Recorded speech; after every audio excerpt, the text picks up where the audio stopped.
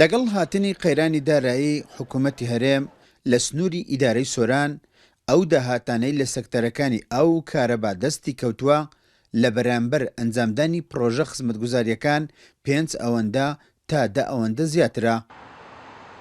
حکوومەت تەنها بڕی 10 ملیار دیناری لە پێویستیەکانی کارەبا خەرج کردووە لە کاتێکدا 65 ملیار دینار تەنها قەرزی لای هاوبەشانیەتی وێڕای ئەوەی 5 ملیار دیناریش لە هاوبەشانی وەرگیراوە.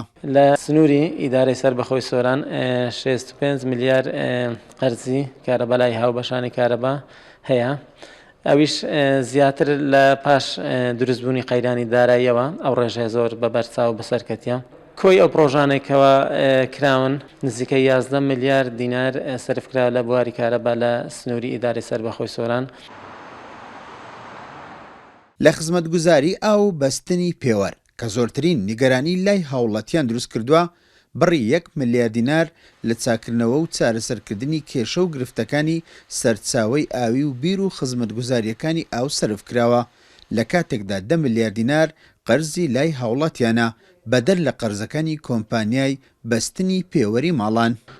ئەمە تقریبان زیاتر لە 10 ملیار قەرزەمە لە هاوڵاتیانە حقیقەت ئەو قەرزی پێشتری حکوومەت چۆن حکوومەت تا 1/9 2018 پارە لە هاوڵاتیان وەرگرتیە پاش 1/9 2018 تقریبا تا کوسە 39 مانگ ئایدی ئەو کۆمپانیا و کۆمپانیای خەتی عالەمیە عقدەکە لەگەڵ حکوومەتەیە 2 مانگ جارێک پسوولە بگەینتە هاوڵاتی و پارە لە هاوڵاتیان وەربگریتن.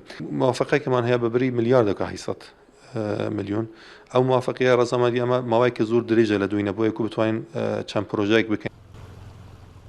لە ساڵی 2014ەوە لەگەڵ هاتنی قەیرانی دارایی کە تەواوی پرۆژە خزمەتگوزاریەکان بە تەواو نەکراوی ماونەتەوە لە سنووری ئیدارەی سۆران زیاتر لە 400 پرۆژەی گەورە و بچووک تەنها ژمارەیەکی کەمیان لە بودجەی پەرەپێدانی پارێزگا تەواو کراون ئەوانی تر هەمووی وەک خۆی ماونەتەوە.